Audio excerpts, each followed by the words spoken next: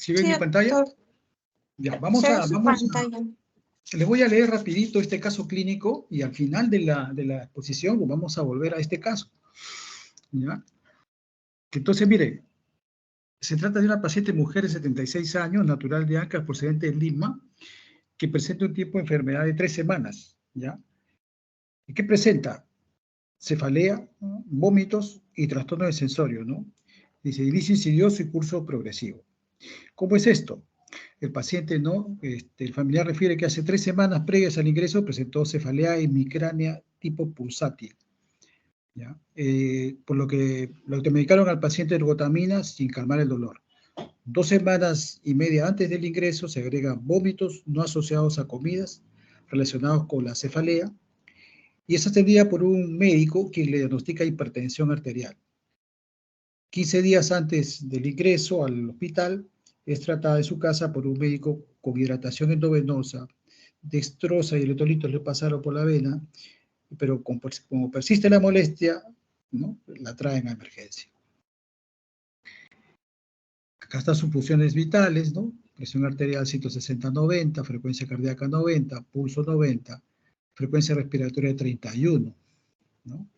La piel tibia, elástica, no petequias, tejido celular subcutáneo, aparentemente normal, el tórax y pulmones también, el aparato cardiovascular también, y en lo que nos interesa, ¿no? Que estamos en el capítulo, que es el examen neurológico, entonces es una paciente somnolienta, orientada en persona, le colocan un Glasgow de 13, ¿no? Parcialmente orientada en espacio y tiempo, función motora, tiene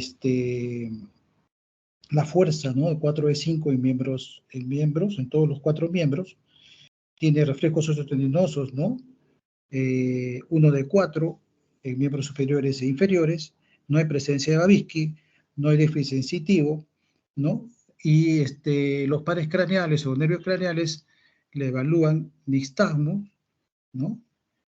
Y no encuentra tampoco, ¿no? Le ven ¿no? La cara, no hay déficit motor, ¿no? Y también le hace la marcha al paciente y no le evalúa la marcha, ¿no? El paciente está postrada durante el tiempo de enfermedad, ¿no? Entonces,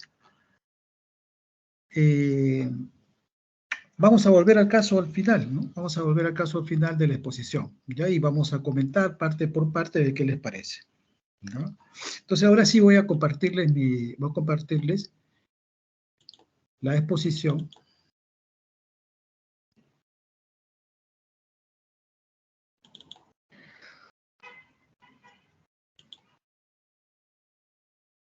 Voy a compartirles la exposición. ¿Ya ingresó de la Cruz?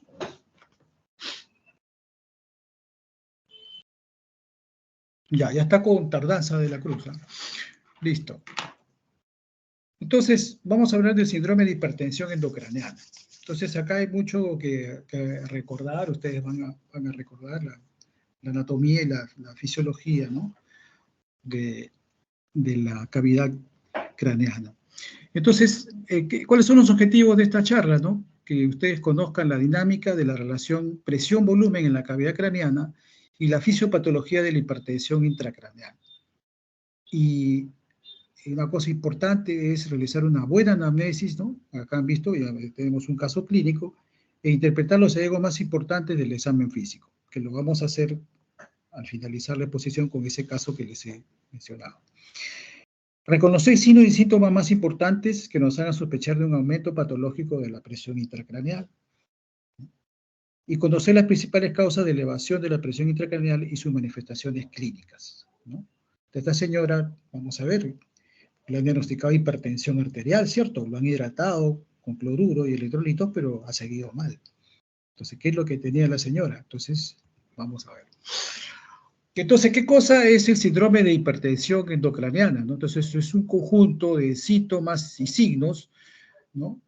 Que se van a presentar por la elevación sostenida de la presión dentro del cráneo, ¿no? Entonces, la presión intracraneal se va a elevar por encima de 20 y nos va a dar manifestaciones, ¿no? Entonces, ustedes hay que recordar, ¿no? Que la masa encefálica y el contenido que hay dentro de la bóveda craneana es un contenido que tiene un volumen, ocupa una presión, y que ese volumen no puede expandirse si es que aumenta el cerebro o alguno de los componentes que vamos a ver. Por lo tanto, tiene una presión tope, ¿no? Un volumen tope, porque, ¿no?, el cráneo no deja que vea eh, mayor volumen y mayor presión. Entonces, este espacio que está dentro de la bóveda, el contenido de la bóveda craneana, ¿no?, adentro de ella, vamos a encontrar tres componentes, ¿no? Ese componente va a ser el cerebro, que lo estamos viendo en la lámina anterior, ¿no? Acá, este cerebro ocupa, ¿qué cosa? El 80% del volumen, ¿no? Y equivale más o menos a 1.400 centímetros cúbicos. El 10% restante corresponde a la sangre circulante, tanto la sangre arterial como la sangre venosa. Y otro 10% es, ¿qué cosa? El líquido cefalorraquídeo. Estos tres componentes son los que están dentro de la bóveda craneana, ¿no? Y que tienen un volumen, como están viendo ustedes acá, y ese volumen va a ejercer, ¿no?, sobre el cerebro también una presión. La presión intracraneal normal, ¿no?, en adultos se dice que es entre menor a 10 a 15 milímetros de mercurio, en niños de 3 a 7, y en los más pequeñitos de 1.5 a 6, que son los neonatos. Entonces, ya les decía en la lámina anterior que para que vea signos de hipertensión endocraneana, esta presión en el adulto, ¿no?, tiene que ser mayor de 20 milímetros de mercurio. Entonces, hay que recordar, ¿no?, que el cerebro, ¿no?, representa solo un 2% del peso en el adulto. En el niño es diferente, no se sabe que tiene el porcentaje corporal va a representar mayor masa, ¿no? Pero sin embargo, este 2% de masa cerebral, miren, consume el 20% del oxígeno. Y consume, ¿qué cosa? El 25% de toda la glucosa que nosotros ingerimos. Entonces, eso es importante para nuestro metabolismo cerebral. Entonces, si bien es cierto, es una masa muy pequeña, pero por la actividad que tiene, necesita oxígeno y glucosa en un gran porcentaje, casi la cuarta parte, ¿no?, de lo que necesita para todo el cuerpo. Un cuarto de ello va a ir al cerebro, ¿no? Y va a ingresar, pues, a través, ¿qué cosa?, de la circulación arterial, ¿no? Entonces, eso es importante tenerlo en cuenta, ¿ya? Lo otro que hay que tener en cuenta, ¿no?, pues este flujo sanguíneo cerebral, ¿no?, hasta que va a hacer la irrigación del cerebro, ¿no?, a través, ¿no?, de las arterias. Va a depender, ¿no?, este flujo sanguíneo cerebral va a depender de la perfusión que tenga esta circulación en el cerebro, ¿no?, que es la presión de perfusión cerebral, ¿no? Y ese flujo sanguíneo cerebral que lleva la glucosa y el oxígeno también va a depender, ¿no?, de la resistencia que hagan estos vasos cerebrales, ¿no?, y nos va a dar, ¿no?, este flujo sanguíneo cerebral adecuado. A su vez, esta presión de perfusión cerebral va a depender de la presión arterial media, ¿no?, que viene, ¿no?, de nuestro organismo. Y va menos la presión que hay dentro del cerebro. Y eso nos va a dar la presión de perfusión cerebral. Entonces, y tenemos lo que nosotros es la resistencia vascular. O sea, ¿cómo se encuentra el vaso cerebral? Si está dilatado o está, ¿qué cosa?, contraído. De eso va a depender que vea un buen flujo cerebral que le va a proporcionar el oxígeno y la glucosa que el cuerpo requiere, el cerebro requiere, ¿no?, para su función. Entonces, acuérdense de esta fórmula, ¿no?, lo que es flujo sanguíneo, lo que es presión de perfusión cerebral, que incluso esta presión de función cerebral nosotros lo vamos a poder evaluar, ¿no?, por métodos de imágenes diagnósticas. Bueno, entonces, para recordarle lo que estábamos hablando, ¿no? Entonces, el flujo sanguíneo cerebral va a depender de la presión de perfusión cerebral, que a su vez depende, ¿no?, de cómo está la presión arterial media y cómo está la presión intracerebral. Entonces, esta presión de perfusión cerebral va a depender de los cambios de la presión arterial media, ¿no? Arévalo, ¿cómo se calcula la presión arterial media?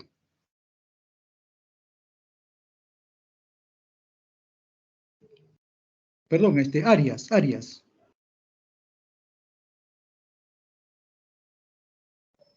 ¿Cómo se calcula la presión arterial media? Si no responde, lo considero que no está. Atalaya, la misma pregunta. ¿Cómo hallo la presión arterial media?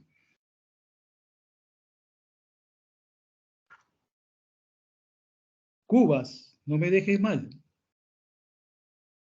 Sí, doctor. Ahí, bueno, van a intervenir la presión sistólica y la diastólica. Se hace una diferencia entre la sistólica y la presión diastólica sobre 3 y se le suma la presión diastólica. Así es. Entonces, ¿por qué le digo esto? No porque le quiera molestar a ustedes a la 1 de la tarde, ¿no? Sino que tienen que acordar, o sea, esta presión sistólica y la presión diastólica, que la vamos a ver en la paciente porque les presentaba ahí una presión sistólica y diastólica, nos va a dar la presión arterial media. Y esta presión arterial media cambia, puede cambiar. Y es tan importante eso porque les va a alterar, ¿qué cosa? La presión de perfusión cerebral. O sea, si, por ejemplo, el organismo tiene una presión arterial media incrementada, entonces va a elevarles, ¿qué cosa? La presión de perfusión cerebral. Por lo tanto, le va a aumentar el flujo sanguíneo. Y aumentar el flujo sanguíneo va a aumentar la presión intracerebral.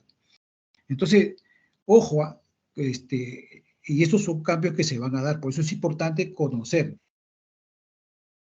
¿no?, de qué cosa estamos hablando. Yo le pongo presión arterial media, ya saben que tiene que ver, ¿no?, con la presión sistólica y diastólica, con esa fracción que se saca a través, ¿no?, de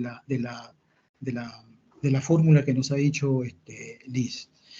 Y esa presión, ¿no?, la presión intracerebral, como habíamos dicho en la lámina inicial, es de 15 milímetros. Y esta presión va a variar. Lo que tenemos que nosotros es mantenerla, mantener esta presión arterial media constante, ¿no? Porque aparentemente la presión intracerebral no va a variar, ¿no? No va a variar en condiciones normales, ¿no? Entonces, si se puede modificar la presión arterial media, puede hacer que vea un incremento de la presión directamente, ¿no?, del flujo sanguíneo cerebral, y va a aumentar la presión intracerebral. Vamos a ver en otra lámina un poquito mejor. Y el otro componente es la resistencia vascular cerebral, ¿no?, que vamos a verlo cómo se regula. O sea, cómo se regula que las arterias cerebrales, ¿qué cosa? Se dilaten o se contraigan, porque eso también va a depender del flujo, ¿no? Si hay una contracción, ¿no?, de las arterias cerebrales, no va a haber un buen flujo, ¿no? Entonces, eso es importante conocerlo. Y cómo va a ayudar también en el manejo y en la fisiología, ¿no?, del incremento de la presión dentro del cráneo. Entonces, miren cómo es la autorregulación cerebral. Entonces, cuando, por ejemplo, nuestra presión arterial media, ¿no?, está el paciente hipotenso, ¿no?, va a disminuir la presión arterial media, ¿no?, por lo que está diciendo su compañera, que es la presión sistólica, ¿no?, va a disminuir. Entonces va a disminuir la presión. Entonces no va a haber un buen flujo sanguíneo cerebral y el cerebro va a presentar, ¿no?, como una isquemia, ¿no? Entonces, ¿qué pasa? Entonces tiene que, ante ese estímulo, lo que va a hacer el organismo, ¿no?, es de alguna forma que el vaso cerebral se dilate para poder, ¿qué cosa? Compensar esa presión que está muy débil, ¿no? Entonces el vaso sanguíneo se va a dilatar. Cuando hay mucha presión, ¿no?, y hay una hipertensión, va a formar edema, ¿no? Va a haber edema. Entonces, si hay mucha presión, mucho edema, entonces, ¿qué va a hacer el vaso arterial? Se va a contraer.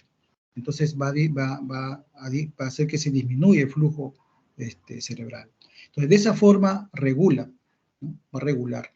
Entonces se dilata o se contrae de acuerdo a la presión que puede haber dentro de la economía, de toda la economía y más aún del sistema nervioso central, ¿no?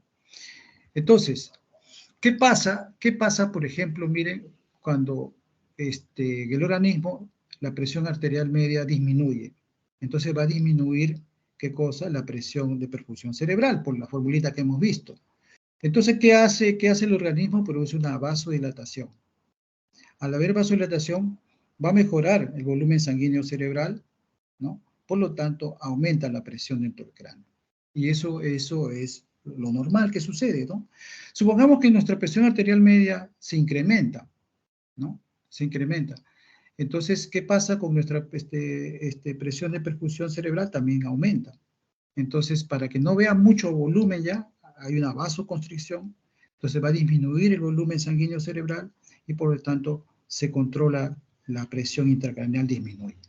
Entonces, este mecanismo hay que tenerlo en cuenta porque es la forma que se regula normalmente, ¿no? Entonces, pero el organismo puede regular un rango de presión, ¿no? De perfusión cerebral, cuando está entre 50 y 150. Si sobrepasa esos límites, ya esto no funciona, ¿no? Y es lo que va a pasar cuando, lo vamos a ver más adelante, cuando hay un volumen que ocupa, ¿no? O una masa dentro del cráneo, hay sangre dentro del cráneo, entonces vamos a ver qué sucede. Entonces, miren, para esa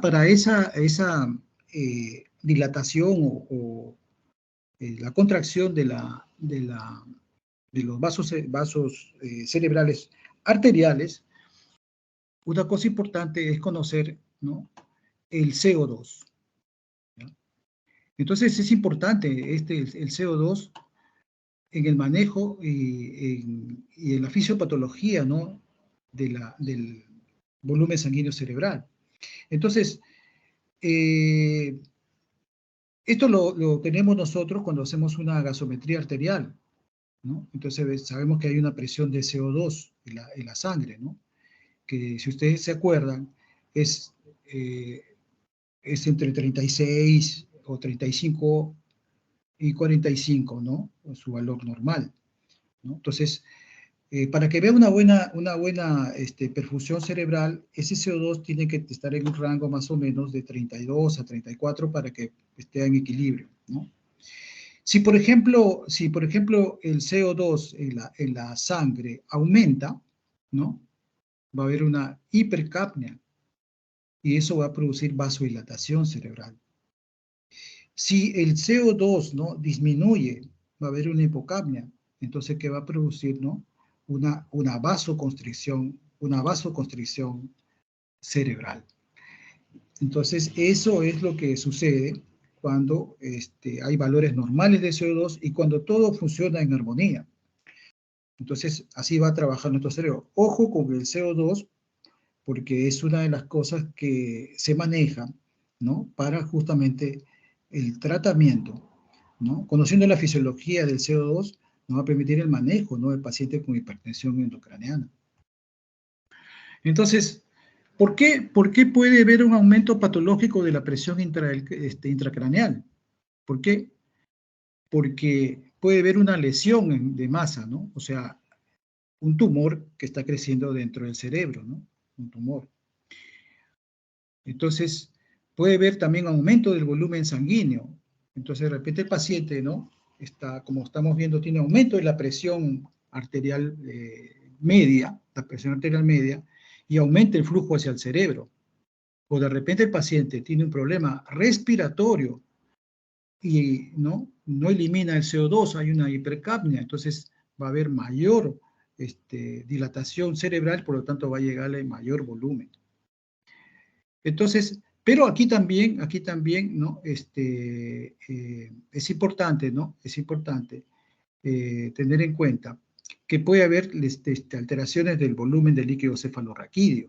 Entonces, ¿no? Entonces hay una hidrocefalia por aumento del volumen cefalorraquídeo. ¿Por qué? Porque hay una obstrucción, ¿no? Hay una superproducción de líquido cefalorraquídeo, entonces va a aumentar el volumen, y al aumentar el volumen del líquido cefalorraquídeo nos va a producir, ¿qué cosa? Aumento de la presión intracraneal. Pero puede haber aumento del tejido celular, entonces, que hay que tenerlo en cuenta en pacientes que pueden tener, ¿qué cosa? Edema cerebral, ¿no? Entonces, el paciente puede hacer edema cerebral, que es una, como vamos a ver, es una de las causas que aumente, ¿no?, la presión dentro del cerebro. Puede tener el paciente una hemorragia cerebral, ¿no?, como una lesión en masa. El paciente se cae, tiene un trauma, ¿no?, y tiene un sangrado, ¿ya?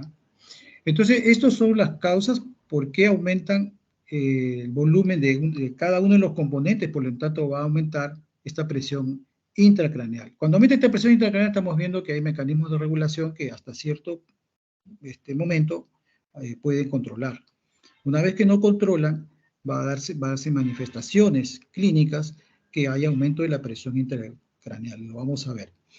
Entonces, puede estar aumentado, ¿no?, entre 20 a 30 milímetros de mercurio, hay una presión intracraneal aumentada y nos puede dar algunos síntomas ya, ¿no?, pero es leve. Cuando es de 30 a 40 ya es moderado, van a aparecer otros síntomas, ¿no? Y cuando es mayor de 40 ya el paciente puede presentar ya incluso signos de herniación, ¿no?, si es agudo, ¿no? Ahora, la manifestación clínica, ¿no?, la manifestación clínica puede presentarse, ¿no?, en la evolución del tiempo, puede ser algo agudo, como algo subagudo o algo crónico. Entonces, mucho depende de la anamnesis que puedan hacer ustedes, de los datos que puedan sacar el paciente, y puede ser pues una hipertensión endocraniana que se va dando en el tiempo, o puede ser un problema, por ejemplo, de una hemorragia cerebral que les va a dar inmediatamente, les va a dar signos de hipertensión endocraniana. Pregunta: ¿ustedes creen que por algunas causas, no de este tipo, puede incrementarse la presión del cráneo? Pero no sostenida, no sostenido, sino pueden ustedes hacer que la presión del cráneo pueda elevarse.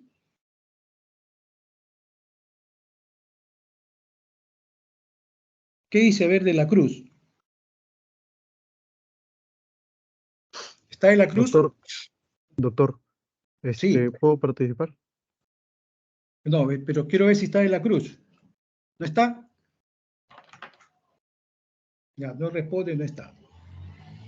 Y le falta. A ver, Jeremy. Doctor, por lo que había leído, sí hay un aumento de la presión intracraneal, por ejemplo, cuando se hace la maniobra de Valsalva, o por Por supuesto. ejemplo, una persona cuando está estornudando, ¿no? Así es, ¿no? Entonces, se puede, pero como les digo, ¿cuál era la característica de esto? Es que es sostenido, ¿no? Acá, no, por ejemplo, ustedes pujan, están en el baño, pujan, va a haber un aumento de la presión. A veces lo sienten, ¿no? Se siente como una presión dentro de la cabeza. Hace la maniobra del Valsalva, ¿no? Lo hace empujar también al paciente, ¿no? O el paciente estornuda. Entonces van a ver ustedes que hay incrementos, ¿no?, de la presión intracerebral, pero como son momentáneos, entonces se regula rápidamente. Y está todo bien, se regula, ¿no? Pero sí se puede incrementar la presión dentro del cráneo por estas cosas que estamos conversando. Bueno, entonces acá viene la famosa, se están esperando ustedes ya la doctrina de Monro-Kelly, ¿no? Entonces, en base a todo lo que hemos conversado, ¿no?, que decía en esta parte, ¿no?, que los componentes dentro del cerebro, como es una estructura que no permite expandirse más, ¿no?, por la bóveda craneana, ¿no?, entonces están en equilibrio, ¿no?, la masa cerebral que está acá en rosado, ¿no?, el líquido cefalorraquídeo que está en amarillo, ¿no?, y la sangre, ¿no?, que tiene el componente arterial en rojo y el componente venoso ahí en azul. Entonces, esos volúmenes que ya le hemos dicho cuánto ocupa cada uno, es 150, 1400 y 150 líquidos cefalorraquídeos, tiene cada uno, eso ejerce una presión también, ¿no? ¿Qué pasa, por ejemplo, si hay un volumen extraño por una masa, un tumor, sangre, etcétera? Lo que va a hacer es que se trate de compensar en una fase inicial, ¿no? Se va a eliminar el componente sanguíneo y el componente del líquido cefalorraquídeo. Realmente el componente del líquido cefalorraquídeo es poco lo que puede ayudar. Lo que más ayuda es el componente sanguíneo, pero dentro de ellos solamente nosotros podemos eliminar, ¿no?, volumen de venoso, no arterial. El volumen arterial no se puede eliminar porque es el que está irrigando a toda la estructura cerebral. Entonces va a llegar un momento en que este sistema no compensa, o sea, ya no puede sacar más, no es imposible sacar, entonces va a aumentar la presión dentro del cráneo. Y acá el gráfico, ¿no?, que ustedes recordarán.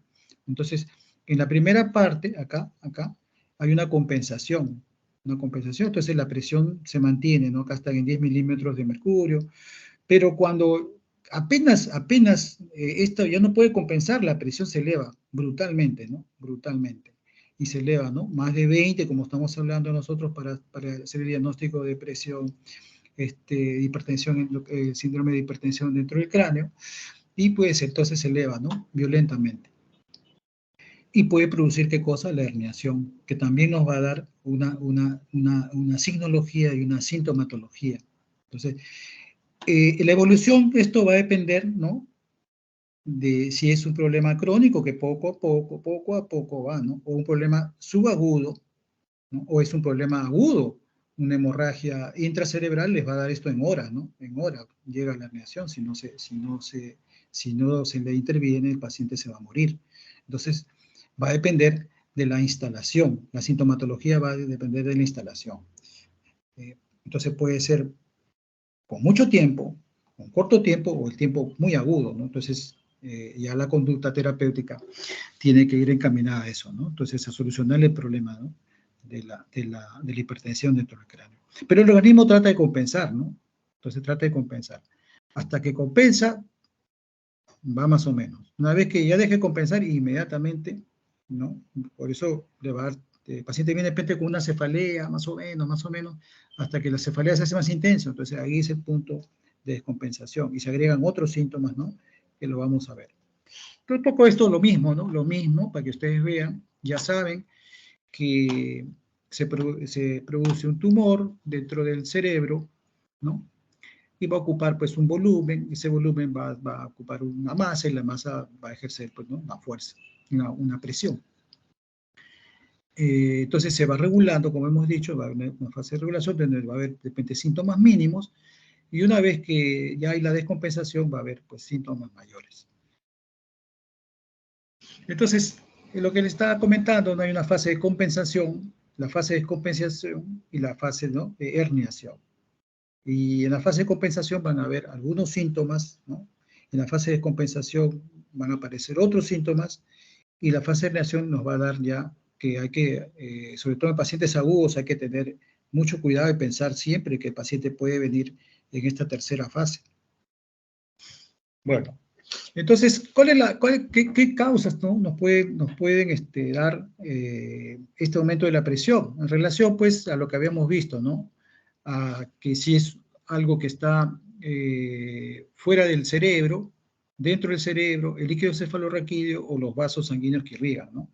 Entonces, puede haber lesiones expansivas de rápido crecimiento, ¿no?, como tumores, abscesos, granulomas, quistes, hemorragias, ¿no?, del encéfalo, que son las más agudas, o aneurismas, ¿no? Se rompe un aneurisma y el paciente y sangra, ¿no? Entonces, esos son de evolución muy corta, breve.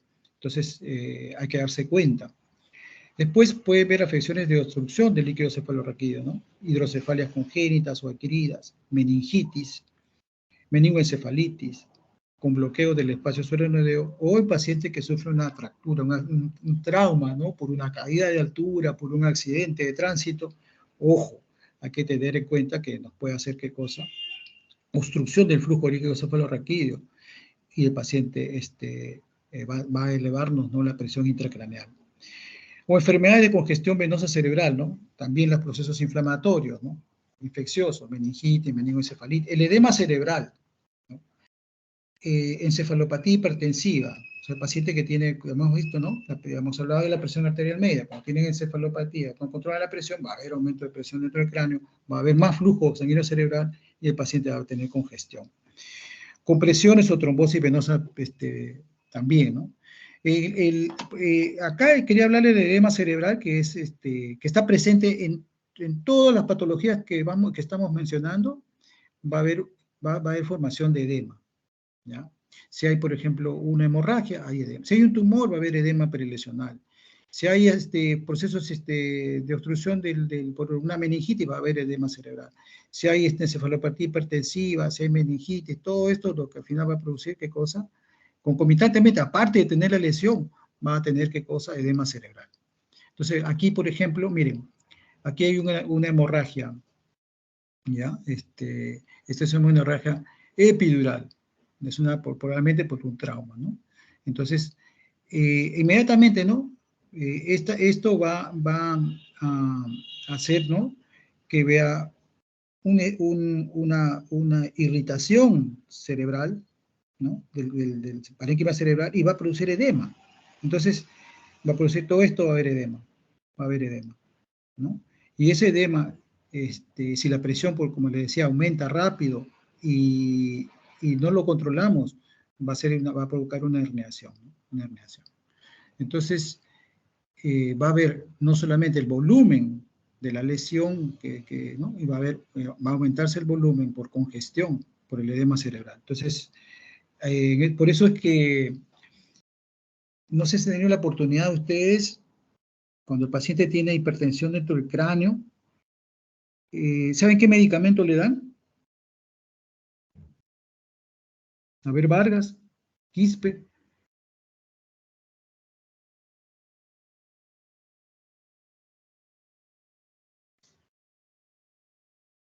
¿Han escuchado Sí, el manitol? ¿Han escuchado el manitol? ¿Han escuchado el manitol o no? Sí, doctor. Ya, entonces, es como un alcohol. ya, es un diurético osmótico. No vamos a hablar ahora no vamos a hablar de manejo de la hipertensión endocraniana, ¿no? Algunas pinceladas, pero no es el motivo del tema, no es para manejar hipertensión endocraniana, es todo un tema, ¿no?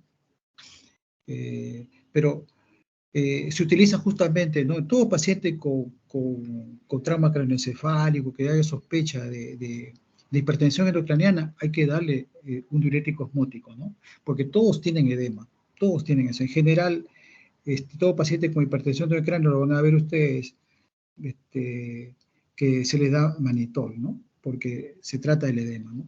Que está siempre acompañando a cualquier tipo de lesión que vea dentro del cráneo, ¿no? Que no se olviden, porque a veces puedo tratar, quiero sacar este hematoma, pero hay edema cerebral también, hay que tratarlo, ¿no?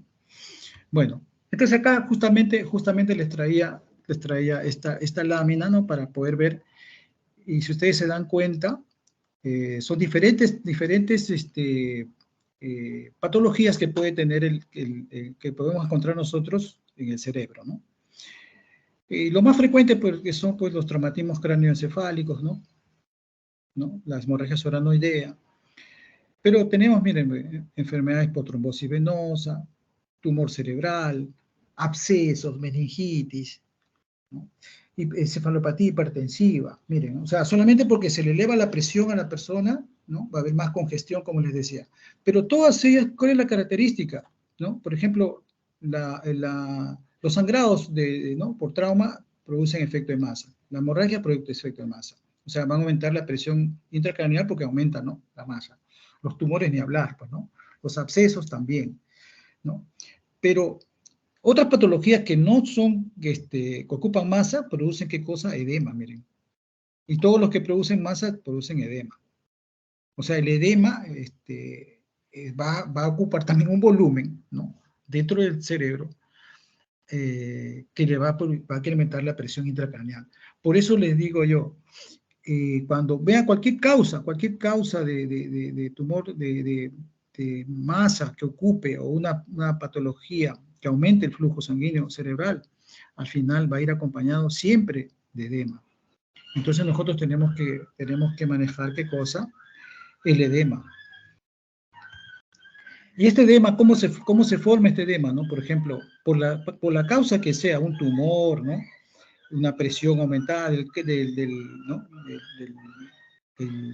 la presión intracraneal aumentada, ¿no? Por diferentes motivos que fuera, tumor, sangre, etcétera, va a haber un mal funcionamiento de las membranas celulares, ¿no? Alterando la bomba de sodio y potasio. ¿Y qué va a hacer? Que la célula, ¿no? Comience a sacar agua, pues, ¿no? La célula va a hincharse, ¿no? Va a acumular agua. Entonces va a haber un edema, ¿qué cosa? Citotóxico, un edema celular. Pero también los vasos sanguíneos que están, ¿no? Irrigando esa zona, también van a eliminar, van a sacar líquido del vaso sanguíneo, va a haber un edema vasogénico, o sea, van a tener un edema de la célula cerebral propia y un edema, ¿no? Producto, ¿no? El edema vasogénico, o sea, la salida del líquido del vaso sanguíneo. Y eso va a aumentar, pues, ¿no? Va a ser un edema que va a aumentar, ¿no? El deterioro neurológico. Y si el paciente no nos damos cuenta que hay edema, el paciente va a aumentar su presión arterial, su presión intracerebral, perdón, y puede, ¿qué cosa? Producirle lo que estábamos hablando de la degeneración y la muerte. O sea, ojo, que todas estas lesiones dentro del cerebro van a ir acompañadas de edema cerebral, que va a hacer que aumente también la presión dentro del cráneo.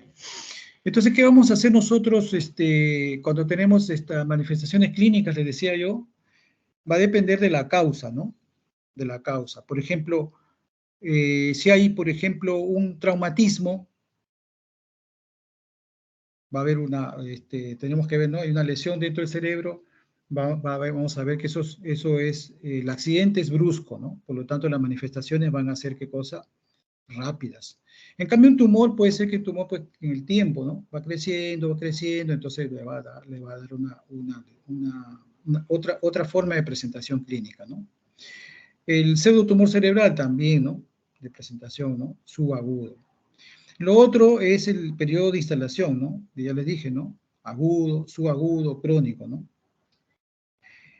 Y también va a depender, ¿no? De cómo está el encéfalo previamente, ¿no? Quizás es un paciente que ya ha tenido un evento vascular cerebral, ¿no? Quizás es un paciente que ha tenido un tumor anteriormente, ¿no?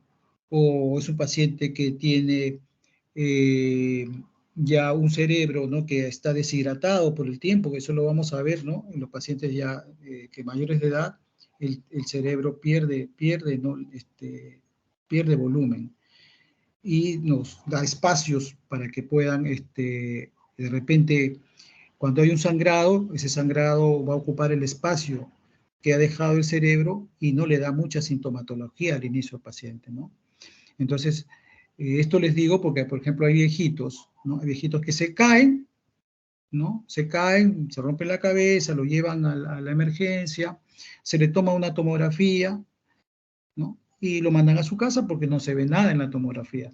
Sin embargo, pasados 2, 3 meses, el señor comienza, ¿no? Primero a perder orientación, después se queja de dolor de cabeza, ¿no? Y a veces, pues, uno no le hace caso ya porque se cayó hace tiempo, no le va a pasar nada, hasta que el paciente, por ejemplo, hace una tosis palpebral, un déficit focal y lo lleva. Y uno le toma una tomografía y encuentran sangre, ¿no? Un poco para que lo que no estoy hablando, ¿no? Que encuentran esto, ¿no? ¿Y qué pasó? Que su cerebro, como les digo, le dejaba espacio, o sea, este cerebro está ocupando todo, pero en el paciente van a ver las tomografías de los pacientes mayores y van a ver, ¿no? El cerebro está más pequeño y acá hay una mancha blanca, una mancha negra, ¿no? Entonces, ese espacio puede ser ocupado por sangre en este caso, y las manifestaciones clínicas, no va a haber hipertensión dentro del cráneo porque había perdido ya volumen ese cerebro. Cuando hace hipertensión, ya hay un tiempo prolongado que pasa. Entonces, por eso les digo que es importante ver el estado previo del encéfalo, ¿no? Cómo está.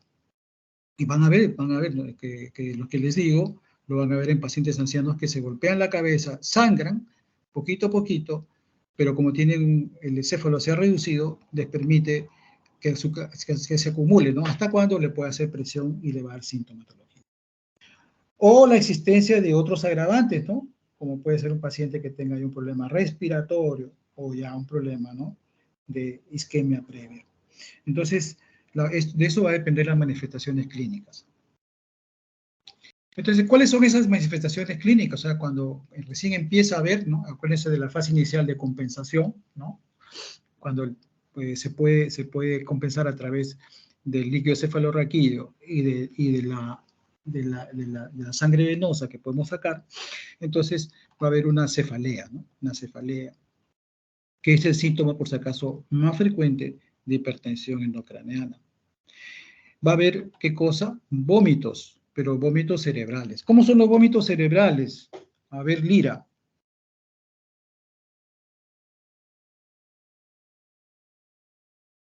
Lira. Sí, doctor. ¿Cómo son los vómitos cerebrales? No sabría decirle, doctor. A ver, ¿quién me dice?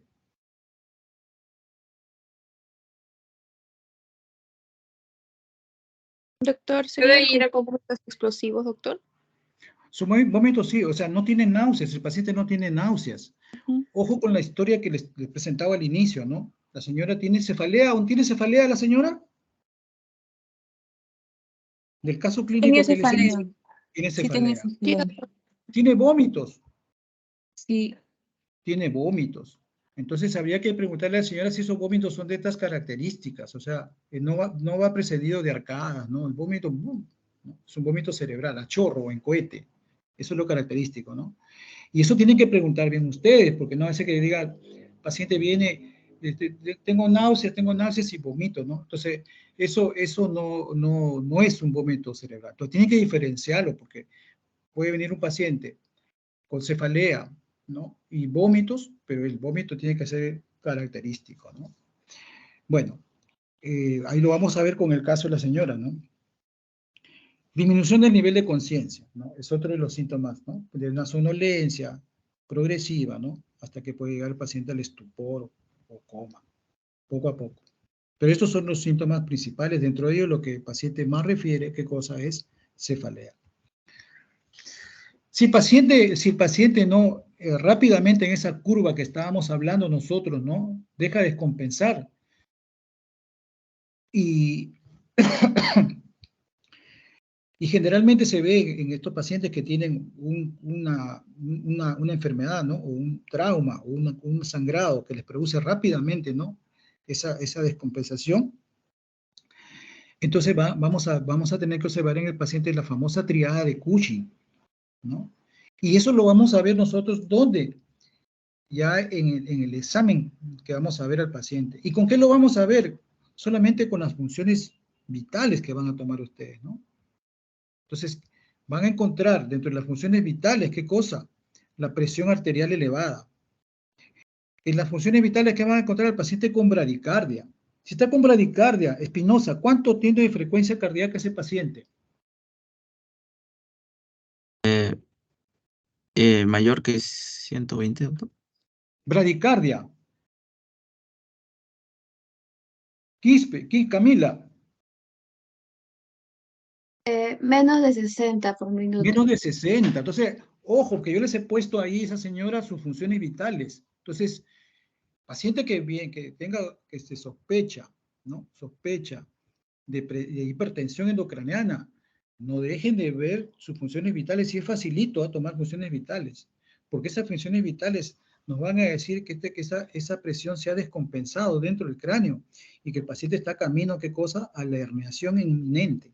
Y si no nos damos cuenta, el paciente se muere, ¿no? ¿Y por qué? Porque no hemos solamente tomado sus funciones vitales. ¿Y qué es la bradimia? Jeremy. Disminución de la frecuencia respiratoria, doctor. ¿Cuánto? Porque yo tengo que el paciente ver, ¿no? Está bradimia, tiene bradimia. Menos de 12 respiraciones. Menos de 12 respiraciones. Menos de 12 respiraciones, ¿no? Entonces, con esto simple, o sea, viene su paciente con dolor de cabeza, ¿no? Viene con vómitos, de repente tiene el antecedente de un trauma, no lo sé, pero ustedes hacen por eso una buena anamnesis y yo sospecho, tengo que tomarle sus funciones vitales porque no vaya a ser que ese paciente, ¿qué cosa? Esté al borde de una herniación inminente. ¿Y qué cosa hago yo? ¿No? Entonces, Eso es importante. ¿Ya? Otras manifestaciones avanzadas y que lo vamos a ver ya instrumentalmente, ¿no? Vamos a ver qué cosa, el edema de papila, ¿no? Entonces, Jeremy, Liz, ¿se acuerdan cuando les enseñé la papila normal? Sí, Sí, doctor. doctor. ¿Qué ven de diferente en este paciente de la papila que yo les mostré?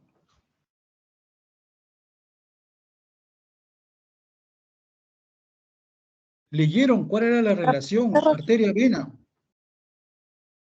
2-3, doctor. Perdón, Ya. 3-2. 3-2. ¿Estás de acuerdo, Liz, o no?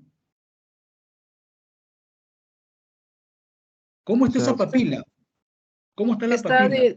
se ve muy dilatada y también él no está en la posición como debería estar. O sea, no se ve como se ve. La papila, miren, los que no hemos tenido la oportunidad y no lo he puesto acá porque me he puesto para comparar, ¿no? Los bordes están bien definidos en una papila normal, ¿no? Una papila normal. Y se ve la confluencia, ¿no?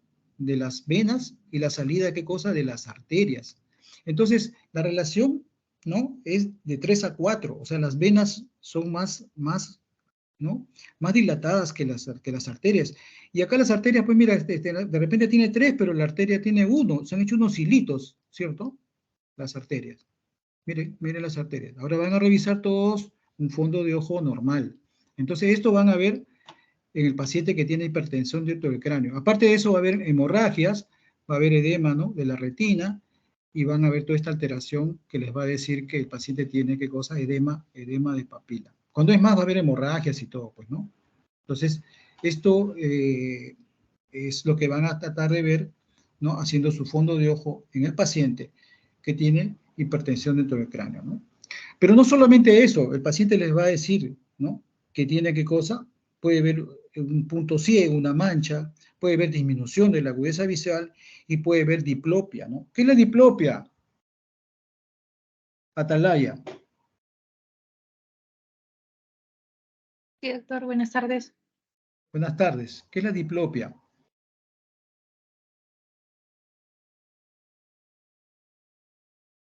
La diplopia es Sí, una alteración visual ya, en pero donde la persona, el paciente, tiene una percepción de visión doble.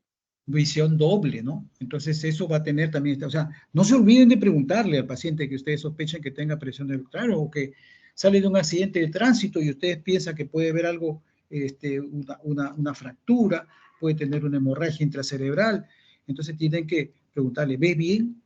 ¿No? Porque no esperen que el paciente les diga todo. Ya con Jeremy y con Liz vemos que el paciente a veces no te dice, doctor, pero ¿por qué usted le dice y a mí no me dice? Porque hay que preguntarle, entonces no hay que preguntar. ¿Ya? Así pasa, ¿no? Hasta que uno tiene que preguntar y preguntar porque uno lo piensa, ¿no? Si ustedes no piensan o conocen lo que van a preguntar, no van a preguntar nunca. Entonces, acuérdense, hay alteraciones visuales también, ¿no? En la parte más tardía. ¿Y cómo diagnosticamos el síndrome de hipertensión intracraniana? El diagnóstico es clínico, pues, ¿no? Clínico. Entonces, hay que hacer una buena anamnesis, hay que hacer un buen examen físico, y de eso vamos a tener nosotros, ¿no?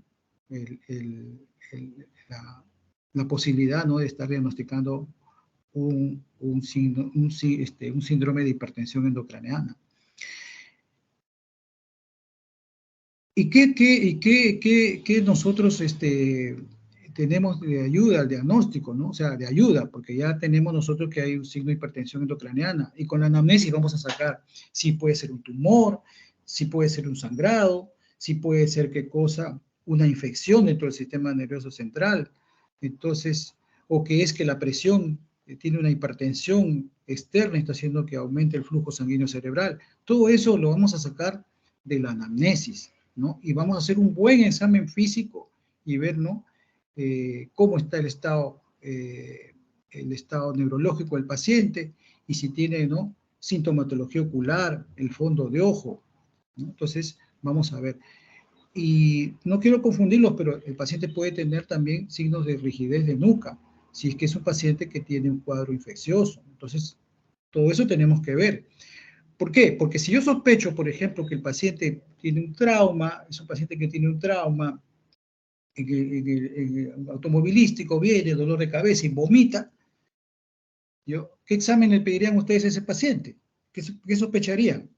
A ver, ¿qué sospecharía, a ver, Jeremy, ¿qué sospecharías? Si tiene un accidente de tránsito, una cefalea viene y vomita. Un ACV, doctor. Ya. Un hematoma, ¿no? Un hematoma intracerebral, ¿no? Por el trauma que ha tenido, ¿no? Fractura de cráneo, ¿no? Entonces está haciendo hipertensión dentro del cráneo, distalación rápida en este caso, ¿no?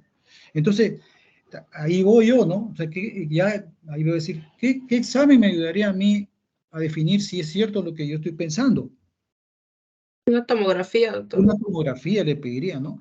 Pero supongamos que es un paciente que viene de su casa, de repente una persona que está con un cuadro respiratorio, con fiebre, ¿no? Semanas antes, ¿no? Y que no ha sido bien curado, y ahora viene con una cefalea brutal, con vómitos también, ¿no?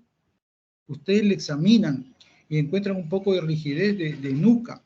¿En qué pensarían ese paciente? ¿Cuál sería la causa porque tiene hipertensión, porque tiene las características, ¿no? ¿Y qué pensarían que tiene ese paciente? Como causa. Meningitis, doctor. Entonces, ¿qué examen le pedirían a ese paciente para corroborar que tenga... Una LCR. ¿Ah? Una LCR. Claro, O una evaluación de tomografía. líquido cefalorraquídeo, ¿no? Vamos a ver el líquido cefalorraquídeo. Pero ojo, que primero tenemos que ver que no vea presión dentro del cráneo importante, ¿no? Entonces, también se le hace una tomografía a estos pacientes y vamos a ver edema cerebral. El famoso edema que les estoy hablando, vamos a verlo, ¿no? Entonces, si hay mucho edema y vemos que hay una presión importante dentro del cráneo, entonces la punción lumbar hay que dejarla para después, ¿no? Entonces, todas esas cosas hay que tener en cuenta. O sea, su anamnesis les va a decir cómo ustedes van a enfocar. Pueden hacer el diagnóstico, que es clínico, ayudarse de los exámenes auxiliares, pero dependiendo de cuál es la etiología, qué cosas han sacado de la anamnesis, ¿no? De su interrogatorio, para poderlo... No todos le van a pedir tomografía, ¿no? Porque no es solamente un diagnóstico de imágenes, sino es ustedes lo que van... Hay diferentes causas, ¿no? Generalmente, pues, las imágenes nos van a dar los signos de edema, de hipertensión, pero no nos quedamos ahí, ¿no? Podemos hacerle también una punción lumbar. Entonces, eso es lo que quería mostrarles en este momento, ¿no? Entonces, hay algunos pacientes que vamos a tener que hacerle punción lumbar para ver que no vea un cuadro meningio, ¿no? Que esté produciendo esta presión dentro del cráneo, pero la clínica es lo que va a conducir a esto, ¿no? Y si sospechamos, pues, que vea una masa dentro del cerebro, un hematoma, un tumor, ¿no? Vamos a pedir una tomografía cerebral o una resonancia magnética, ¿no? Cerebral. Lo que está más al alcance de los hospitales, ¿no? Es la tomografía cerebral, que se hace rápido. La resonancia, en minutos se hace una TAC cerebral, sobre todo para descartar, ¿no? Que vea una masa, sangre, rápido, ¿no? La resonancia magnética es un estudio que demora 40 minutos y que no todos los hospitales tienen el acceso, ¿no? Entonces, para el manejo rápido, la tomografía cerebral nos ayuda bastante. A veces la tomografía no es tan evidente, ¿no? Un tumor de hipófisis, etc. Entonces la resonancia nos va a permitir hacer el diagnóstico. Entonces, miren, esta imagen que vemos acá, miren, esta imagen acá, es esta imagen. Voy a retrocederla.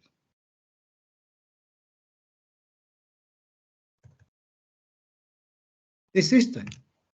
Esto que estamos viendo en este dibujo, ¿no? Lo vamos a ver en la tomografía. Ojo, miren, no va a haber la alineación, por supuesto, pero va a haber esta imagen, ¿no? Es esta de acá. Cuando uno ve en la tomografía, ya no en dibujo, van a ver esto. ¿Ven? Tiene un hematoma, este paciente tiene un hematoma, ¿no? Del cuero cabelludo, y tiene acá un hematoma. Sangre hay acá. Y este es un hematoma epidural. Pero miren ustedes, en el dibujo no se notaba, pero acá miren ustedes. Ustedes ven la línea media, ¿no? La línea media es esto blanquito, ¿no? Que debería estar, ¿no? En esta posición central, ¿no? Pero ¿qué pasa? Que si bien es cierto, esta es la masa, no ocupa un espacio, pero este resto es edema, miren, el edema. ¿Y qué es el edema? Que desvía, miren, ¿no? A los ventrículos laterales hacia el otro lado. Entonces, cuando hay estas cosas, el neurocirujano ve que la línea media se desvía a más de 5 milímetros, ya está pensando en entrar a operar, a evacuar ¿no?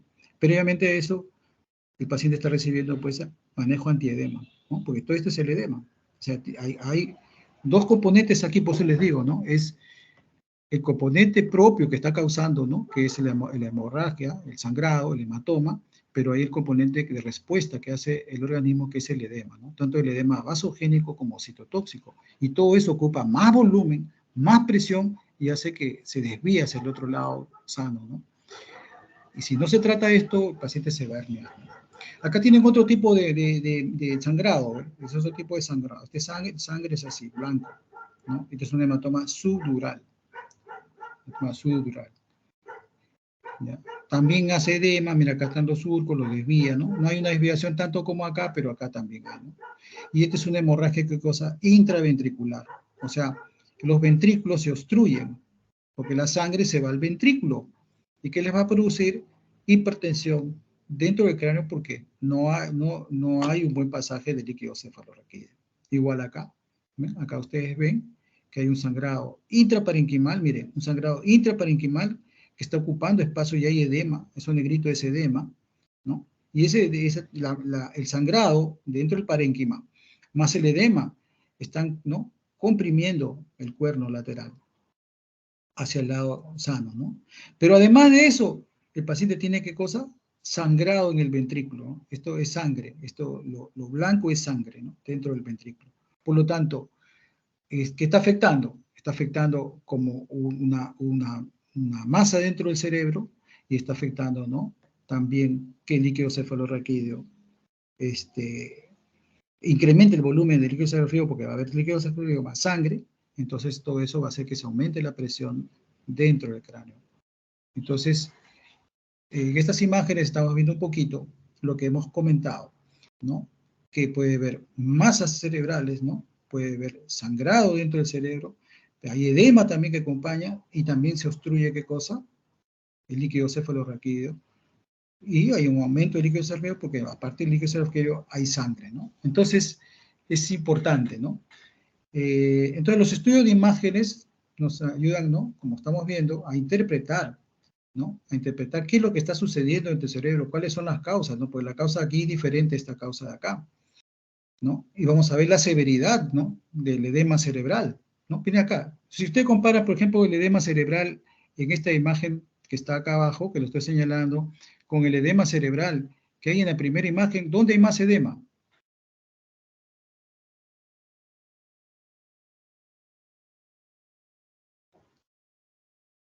A ver, Vargas, ¿dónde ves más edema?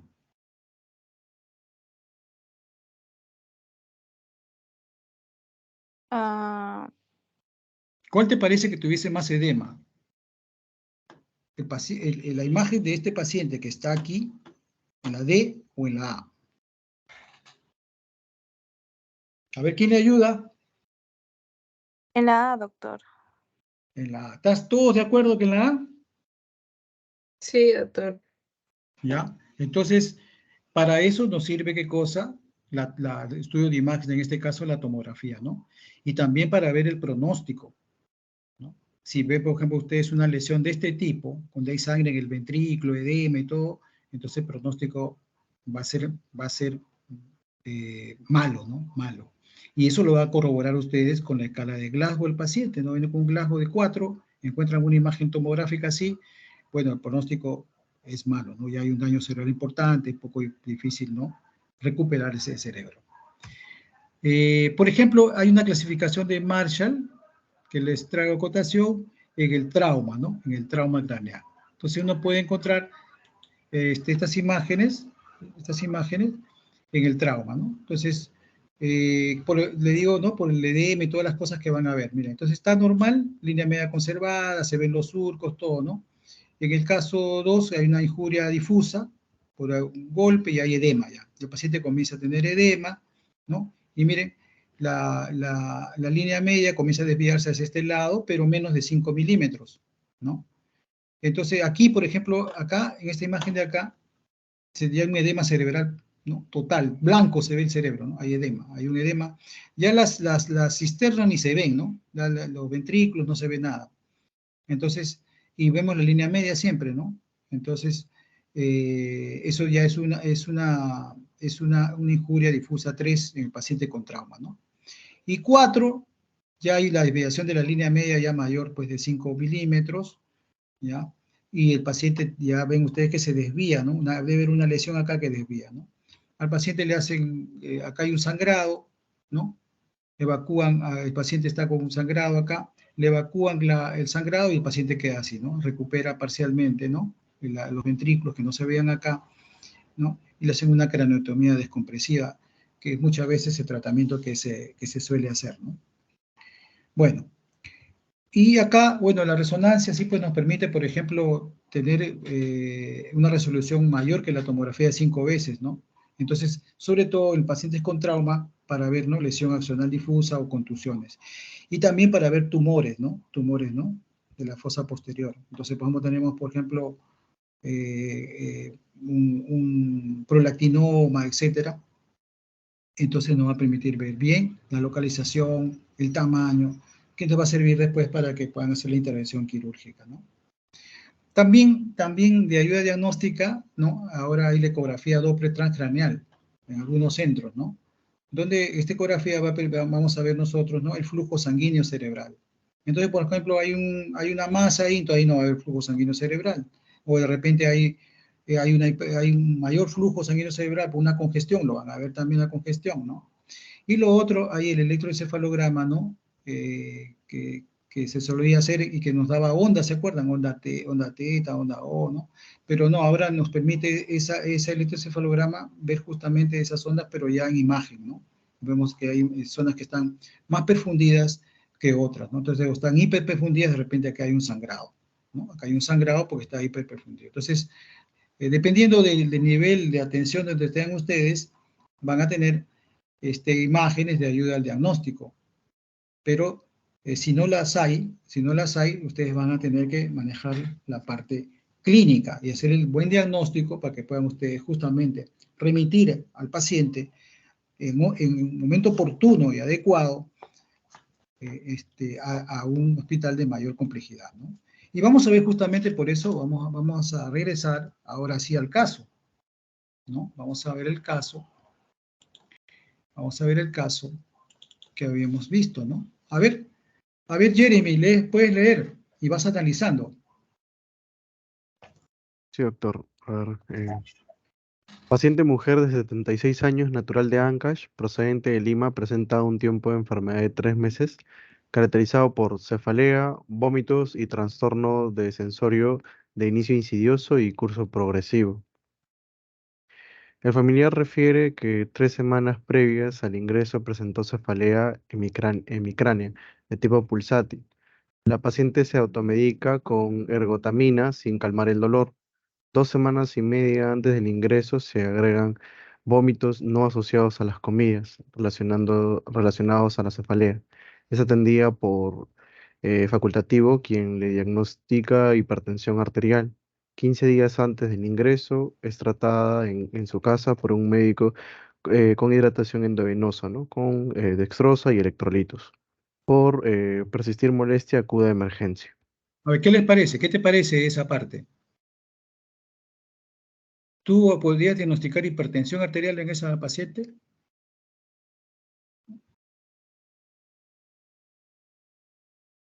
Supongamos que la presión sea esta de 160/90, porque probablemente le encontraban presión alta, ¿no? ¿Qué les interesaría preguntar? A ver, pregunta. Esta persona tiene un problema crónico, subagudo o agudo. A ver qué dice Atalaya.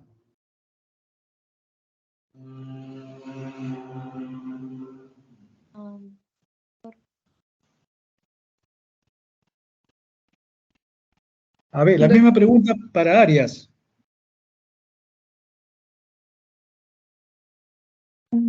Doctor, sería subagudo porque son 2 semanas y media. Claro, 3 semanas, ¿no? 3 semanas. Entonces, Mm. esta señora, hemos visto, la lámina que yo os enseñé, la sintomatología va a depender, le dije yo, si es un problema agudo, subagudo, ¿no? O crónico. En este caso, pues, ¿qué semanas es qué cosa? Es subagudo, no es agudo, ¿no? No es agudo. Y ahí dice, ¿no? Por eso dice evolución, ¿qué cosa? Progresiva, ¿no? Curso progresivo, insidioso, listo. ¿Qué más les interesaría preguntar sobre la cefalea? O de repente sobre los vómitos que tiene esta señora.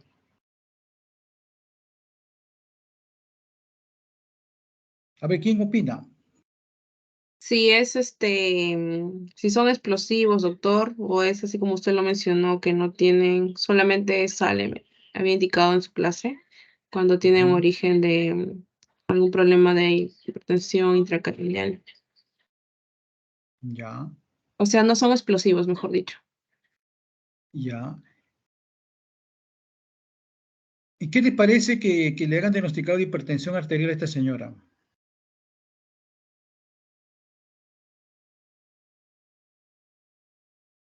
¿Y por qué el médico le puso su destroza y electrolitos? A ver, ¿quién me responde?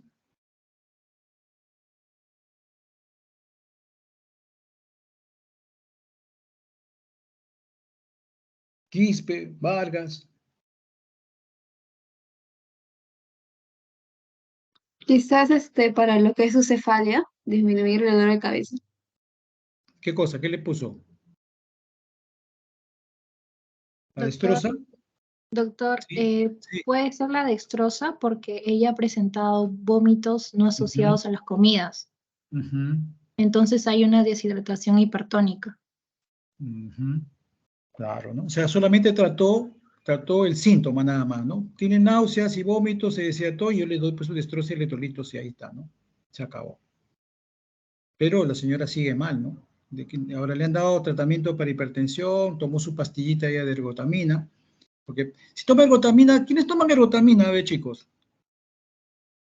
¿Para qué sirve la ergotamina? ¿Han hecho cefalea, por si acaso? ¿Ah? Han hecho cefalea ya, ¿no? Migrañas, Para doctor. las migrañas, doctor. La migraña, pues no, de repente muchos de ustedes toman su ergotamina, ¿no? Cuando van a hacer el seminario de mañana. Entonces, se ha pasado estudiando, revisando bien lo que es el síndrome convulsivo. Entonces, van a tener cefalea y van a tomar su ergotamina, ¿no? Entonces está tratando como un dolor, ¿qué cosa? Migrañoso, ¿no? De repente alguien, pues 3 semanas, alguien lo ha visto, aparte del hipertenso, le han dicho, bueno, o el vecino, ¿no? Yo, me duele la cabeza, toma ergotamina, ya toma, pues, ¿no? Pero no le pasa con ergotamina, ¿no? Y tiene qué cosa, a vómitos se le agrega, ¿no? Vómitos. Entonces, vamos entonces, es una paciente entonces que tiene cefalea, que vomita, y tiene trastorno de conciencia o no. No se sabe hasta ahí, ¿no? A ver, qué dice el examen físico? A ver, Liz, continúa a ver por la lectura. Sí, doctor. Examen físico, presión arterial 160/90 milímetros. Frecuencia Milímetros de cardíaca mercurio, es 90. milímetros de mercurio. La presión siempre es en milímetros de mercurio, ¿no? Ya. Ujú. Pulso 90, frecuencia respiratoria 31 latidos por minuto. Piel tibia, poco elástica, no petequias.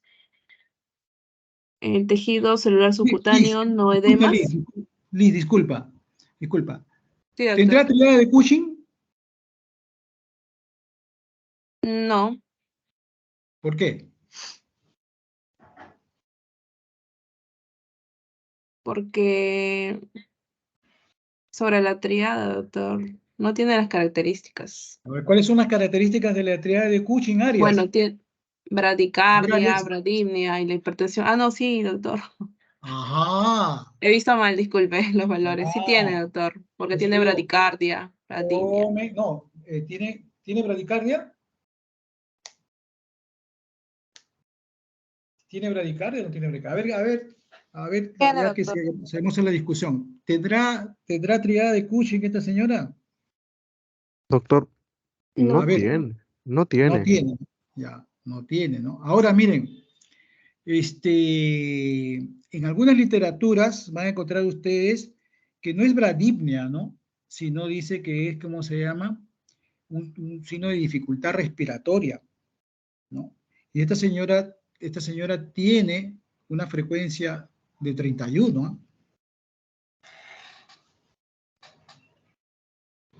Entonces tampoco está bien, ¿no? ¿Cuánto es la respiración normal? 12 a 20, doctor. De 12 a 12 a 20. 20, ¿ya? Entonces, No tiene. revise su literatura triada de Cushing, y en algunos dice bradipnea, pero no es solamente bradipnea, sino que es, ¿cómo se llama? Es la alteración de la respiración. Y esta señora tiene alteración de la respiración, porque está respirando más de lo normal, ¿ya? Entonces, revisen, ¿ya? Entonces, es triada de Cushing, es bradipnea, no, bradicardia, hipertensión arterial, y el otro es, ¿no? Trastorno de la respiración, ¿no? Que puede ser bradipnea, puede ser, no, pero acá tiene, ¿qué cosa? ¿Qué tiene? Taquipnea, ¿ya? Entonces, ojo, ¿ah? Tiene taquipnea, pero podría ser, ¿no? Podría ser, ¿ya? Podría ser. Ya, continúa, a ver, Liz, ¿qué más hay? ¿Qué más? Piel tibia, poco elástica, no petequias. Tejido celular subcutáneo, no edemas. Cuello, no masa, no adenopatías. Tórax y pulmón, murmullo vesical, pasa bien en ambos No, muy campos vesicular, ya. Bueno, ahora como está, vesicular. Ujú. ya, muy Pasa bien vesicular. en ambos campos pulmonares. Ya, Liz, vamos al Y neurológico. sí, neurológico, paciente somnolienta, orientada en persona, Glasgow 13. Ya, hay Eh, sintomatología que nos ayuda a pensar en que fuera un síndrome de hipertensión endocraniana con esa valoración del estado de alerta del paciente. ¿Contribuye o no contribuye? Está parcialmente orientada, como lo indica ahí, doctor. Pero sí hay trastorno de conciencia, tiene 13 de Glasgow, ¿no? Claro, sí, Claro. porque no completa al 15. Suma para pensar, ¿no? Ya, ¿qué más? Parcialmente orientada en espacio y tiempo. Función motora 4 de 5 en 4 miembros. Nos ha examinado miembros superiores e inferiores, ¿no? A ver. ¿Qué cosa que significa 4 de 5?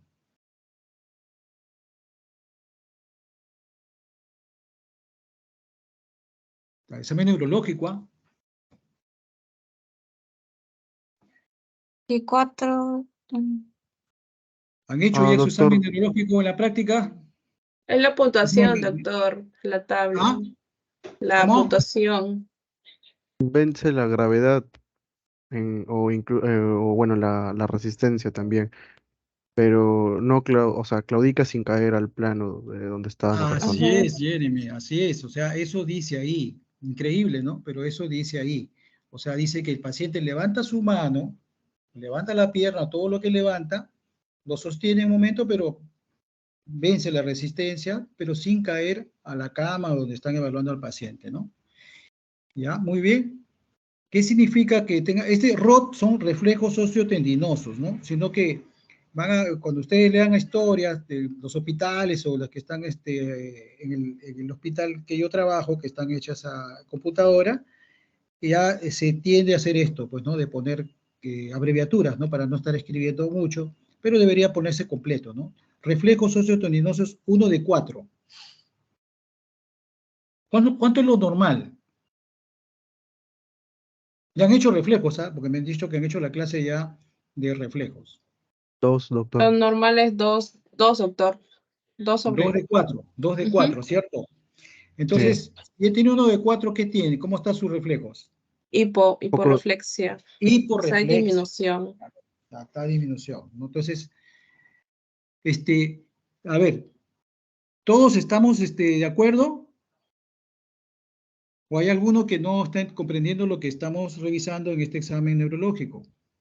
Si no, dice, no, nosotros lo hemos visto y acá sus compañeros Liz y Jeremy les explican, ¿no? Ya, si todos están callados, yo asumo que todos están entendiendo, porque hay que entender lo que está escrito acá, ¿no? O sea, lo hemos pasado bien antes ahí rápido, pero ahora estamos haciendo nuestro examen neurológico, que es lo que nos importa, ¿no? En esta parte del capítulo, ¿no? De la rotación de neuro, estamos viendo, ¿no? Estamos viendo función motora, estamos viendo reflejos teninosos, y estamos encontrando que tiene que cosa hiporreflexia, que no logra completar sostener, ¿no? En el tiempo de 20 segundos, los miembros superiores e inferiores, ¿no? Y tiene, o sea, hay un pequeño ahí, compromiso motor, ¿no? Ya. Sin embargo, no tiene Babinski, no hay déficit sensitivo, le han hecho acá las pruebas, ¿no? De los nervios craneales, el nistagmus, ¿no? Nistagmus. ¿Han evaluado el nistagmus? ¿Saben lo que es nistagmus? A ver, Atalaya. Sí, doctor. ¿Cómo es el nistagmus? Cuando el paciente tiene un movimiento, por decirlo, involuntario del ojo. Del ojo, ¿no? Entonces el ojo se mueve rápidamente, por decirlo, de un lugar a otro. No es un movimiento voluntario. Ya. Ese movimiento, o sea, que uno lo estimula al paciente, ¿no? Con un lapicero, se ponen ustedes frente al paciente y le dice, señor, siga el lapicero. Va a seguir el lapicero y a la hora que va a seguir, comienzan por forma lateral, ¿no? Lo hacen lateral, o sea, horizontal. Horizontal. Entonces, los ojos comienzan a moverse, ¿no? Normalmente que uno siga el lapicero normal, ¿no? Pero no, comienza a moverse, el ojo comienza a moverse. Y lo pueden hacer en forma vertical también, ¿no? Entonces mira hacia arriba y cuando va siguiendo el lapicero también los ojitos comienzan a moverse. Entonces se llama nistagmus, ¿ya? Bueno, entonces tenemos nistagmus, ¿no? Después le han evaluado el séptimo par, no hay asimetría facial, no hay nada, ¿no? Y la marcha no le hicieron a la señora porque estaba acostada, dice, postrada por el dolor de cabeza, los vómitos, todo lo que tenía, estaba postrada. Bueno, a ver, ¿cuál es su diagnóstico presuntivo en esta señora?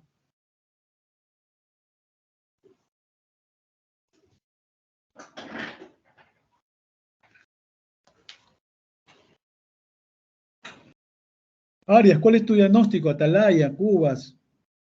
De la Cruz no está, ¿no? Faltó. De la Cruz falta. Espinosa, ¿cuál es tu diagnóstico? Lira, Quispe, Tapia. ¿Sería una hipertensión endocraniana? Sería un síndrome de hipertensión endocraniana, ¿no? ¿Por qué? Porque tengo yo cefalea, que es el síntoma principal, tengo unos vómitos que aparentemente no tienen que ver con las náuseas, el paciente tiene un trastorno de conciencia, y puedo yo inferir de repente que tiene una presión alta y una frecuencia respiratoria, ¿no? Que dirían que ya no está en una... Ahora, ¿en qué fase estaría de la hipertensión endocraniana? De la compensación, ¿en qué fase estaría? ¿En la primera, segunda o tercera? De lo que hemos conversado ahora. Primera, doctor. ¿En la primera fase habrá sintomatología o no? Porque está compensado. En la segunda, ¿no? Hay sintomatología. O es que está ya en la tercera fase de herniación. En la segunda, doctor, porque aquí comienzan a aparecer los síntomas. Por ejemplo, hipertensión arterial, la persona tiene taquicardia también. Ya en la segunda, ¿no? Y si tuviese ahí, por ejemplo, bradicardia, ¿qué pensaríamos? Hipertensión, bradicardia, ya estaría en la tercera, ¿no? En la fase de herniación. Ojo, con sus datos que están sacando acá nomás ustedes, no estamos utilizando nada, ¿no? Ya. ¿Y cuál sería la causa de esta señora, ustedes creen, de la hipertensión del tobillo que tenga? De las que hemos conversado. ¿Será una causa vascular, una infección, ¿no? O un tumor? ¿Qué pensaría que pueda tener esta señora? Que es progresivo, progresivo. ¿Cuál sería la causa, no? Estamos diciendo que es una hipertensión, tiene signos de hipertensión dentro del cráneo, ¿no? Vómitos, cefalea, trastorno de conciencia, y que está probablemente en una fase de descompensación, ¿no? La segunda fase, ¿no? Y que podría incluso que estar intentando hacer una tercera fase, ¿no? Porque hay hipertensión, hay trastorno de la frecuencia respiratoria, sin embargo no hay bradicardia. ¿Cuál sería la causa? ¿Será una infección por la historia que narran? ¿Qué podrían descartar de las causas que hemos visto? ¿Será por será problema de líquido cefalorraquídeo? ¿Será problema de una masa cerebral? ¿Será problema de un tumor? ¿Un sangrado?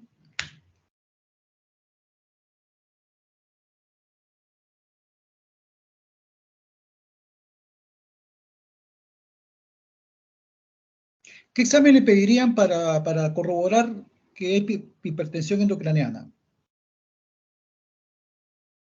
A ver, rapidito nomás, ya tengo hambre. A ver, ¿quién me dice? Ariel. Sí, la tomografía, doctor. Tomografía. No. Examen de líquido cefalorraquídeo. No. ¿Qué hago para ver que corroborar? ¿Dónde corroboro que el paciente tiene hipertensión endocraniana? Fondo de ojo, doctor. Fondo de ojo. ¿Quién dijo fondo de ojo? ¿Quién dijo fondo de ojo? Yo, doctor. ¿Ah? ¿Quién? Vargas, doctor Vargas. Vargas, fondo de ojo. Les he explicado, memoria, fondo de ojo. O sea, lo otro es, estamos recogiendo signos y síntomas y evaluando al paciente, ¿no? Pero el examen que yo le voy a hacer es un fondo de ojo, ¿no? ¿Y en el fondo de ojo qué voy a encontrar? ¿Qué voy a encontrar en el fondo de ojo, Vargas? Edema de Papila. Papila. ¿No? Entonces, inmediatamente, pueden decir, doctor, no hay oftalmoscopio. No, pues lo que se debe hacer es, ¿no? En estos pacientes tener un oftalmoscopio y hacer el fondo de ojo, ¿no? Y vamos a ver qué cosa, el edema de papila. Con eso yo corroboro, ya ahora sí tiene este paciente qué cosa, tiene hipertensión dentro del cráneo. Entonces ahora yo tengo que buscar las causas, ¿no? Las causas. Entonces, ¿será por el problema del líquido cefalorraquídeo? ¿Será porque ha aumentado la masa cerebral? ¿Será porque hay un tumor dentro del cerebro? ¿O será porque el paciente está haciendo cambios dentro de la presión arterial media? De repente es hipertenso y está haciendo esa hipertensión, como han visto acá, que le han dado tratamiento para hipertensión dentro del cráneo. Entonces tendría que ver, ¿no? Será un proceso, ahora, ¿es agudo, es crónico? Entonces es subagudo, ¿no? Entonces los subagudos, ¿no? Tienen una evolución. Entonces subagudo podría ser, ¿qué cosa? Un proceso expansivo que está creciendo poquito a poquito, ¿no? Entonces tendrían ustedes que mejorar su anamnesis, ¿no? Pero esta señora no ha tenido golpe, no ha tenido accidente, no es un agudo como presentar un problema vascular, o sea que ve una hemorragia subaracnoidea, que le dé. Entonces, de repente es un proceso que ha ido lentamente aumentando, ¿no? Lentamente aumentando. Que podría ser que vea un tumor, que podría ser que aumente su líquido cefalorraquídeo, poco a poco, ¿no? O podría ser que vea un edema también, poco a poco. Entonces, ¿qué examen me ayudaría ya de auxiliar, ¿no? Auxiliar, porque el fondo de ojo es un examen que lo hacemos de rutina, ¿no? Cuando evaluamos neurología, ¿no? ¿Qué examen me ayudaría? Ahora sí que le pediría, ahora sí una tomografía. El fondo de ojo, chicos, es para corroborar que tiene hipertensión endocraniana. Debemos hacerle, todo paciente que sospechamos de hipertensión endocraniana, hacerle su fondo de ojo. Con eso yo corroboro, ¿no? Así está. ¿No? Entonces, le pido una tomografía, ¿no? Entonces, a esta señora hay que pedirle una tomografía.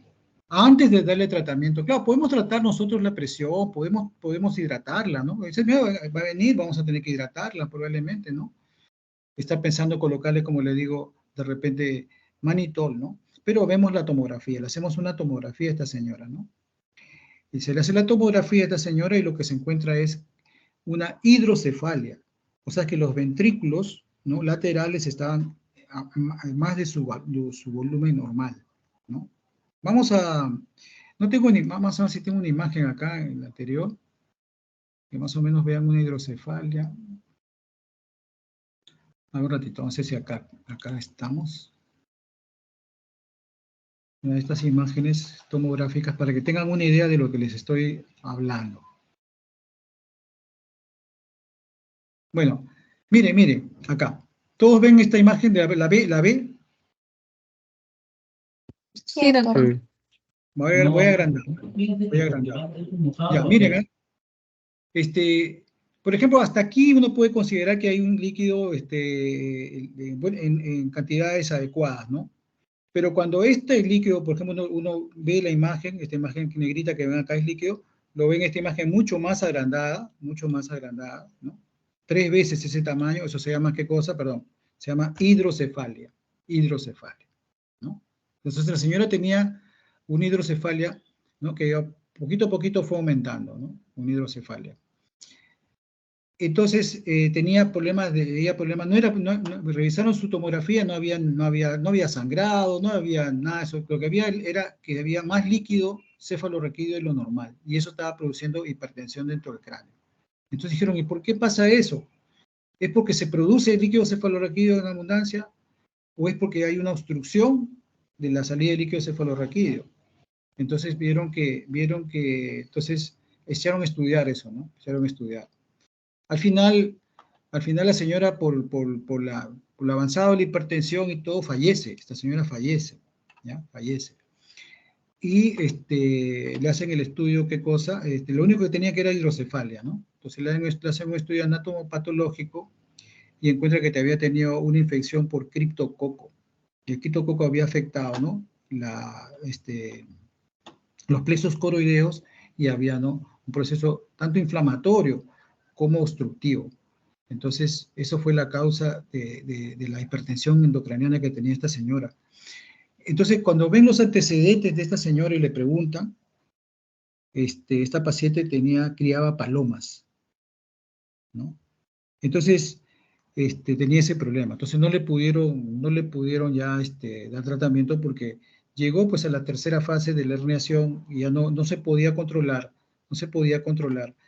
con la medicación, ¿no? Entonces, podrían haber hecho, cuando hay estos casos de hidrocefalia, al paciente se le hace una derivación ventrículo-peritoneal, seguro van a ver, ¿ya? O sea, a hidrocefalia se le coloca un catéter que va al peritoneo y ahí drena. Entonces, van a ver chiquitos que tienen hidrocefalia, le colocan y viven toda su vida con ese drenaje, ¿no? ¿Ya? De derivación ventrículo-peritoneal. ¿Ya? Van a haber muchas personas que se manejan porque tienen algún problema en la producción de líquido cefalorraquídeo, entonces tienen, ¿no? ¿Ya? Entonces, miren, entonces en este caso ha sido un paciente que hizo hipertensión endocraniana. ¿Por qué cosa? Por el problema del líquido cefalorraquídeo. Entonces, así como eso hay casos, ¿no? Entonces, importante es que ustedes se den cuenta, ¿no? Y que esta señora prácticamente cuando estaba con presión arterial, trastorno de la respiración, estaba haciendo ya la tercera fase, la fase de qué cosa, de herniación, ¿no? Y por eso es que va a tener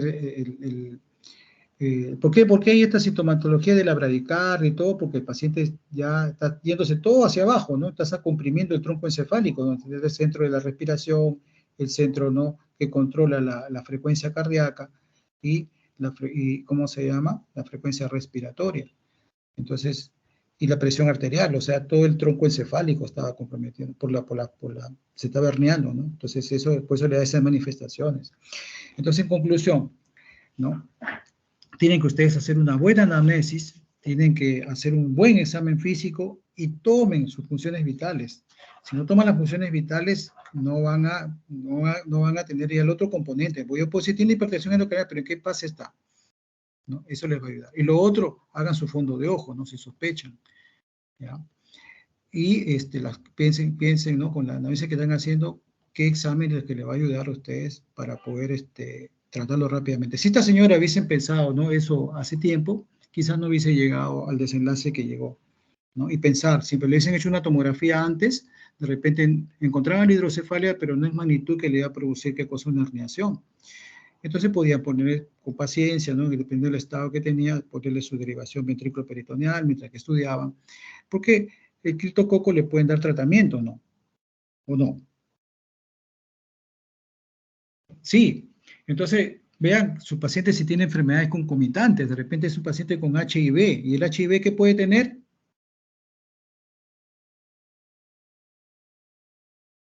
Si es un paciente que viene de Cajamarca, ¿no? y comen cerdo, ¿qué puede tener?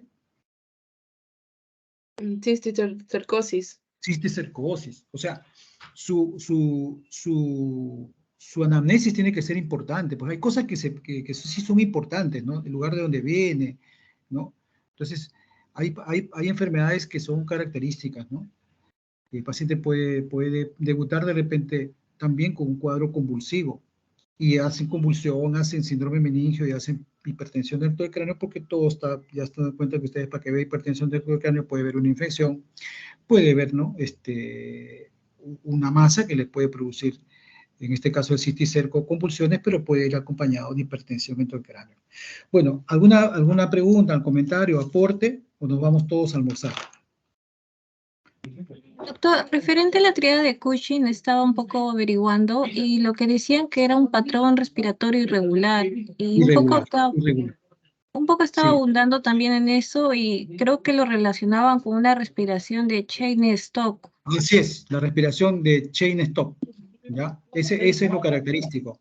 Entonces puede haber bradicardia, puede ver, ¿no? Pero lo que ustedes tienen que ver, que vean un mal patrón ventilatorio, ¿ya? Eso creo que hay que arreglarlo en la imagen que les he mostrado, pues es un mal patrón ventilatorio, que puede ser bradicardia, que puede ser bradipnea o taquipnea, pero al final es un mal patrón ventilatorio y que se relaciona mucho con la respiración de chain stop, ¿ya? Pero ustedes vean que el paciente respira mal, ¿no? Está bradípnico o taquípnico, respira mal, tiene presión arterial elevada y tiene una frecuencia de pulso baja, ese paciente está yendo camino, ¿qué cosa? A la herniación, ¿ya? Entonces esta señora tenía dos cosas, ¿no? Tenía la presión arterial alta, no de ahora, sino ya desde cuando le diagnosticaron presión alta. Si el médico que lo vio en ese momento veía que era hipertensa, pero que tenía presión alta, que tenía ya alteración del patrón respiratorio, ¿no? Y tomaba el pulso, que muchas veces no lo hacemos, porque ahora le ponemos el pulso oxímetro nada más, entonces el paciente podía estar diagnosticado hace rato, ya que tenía ya, ¿cómo se llama? Un signo de hipertensión endocraniana, y que ya estaba en una fase avanzada, no estaba en fase inicial. Ya, muy bien. ¿Algún otro comentario, otro aporte?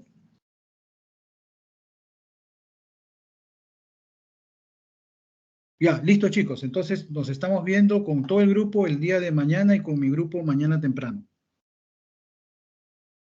Está bien, doctor, muchas gracias. Ya, nos vemos. Gracias, doctor. Ya nos vemos chicos, nos vemos mañana. Gracias, doctor. Ya nos vemos. Gracias, doctor.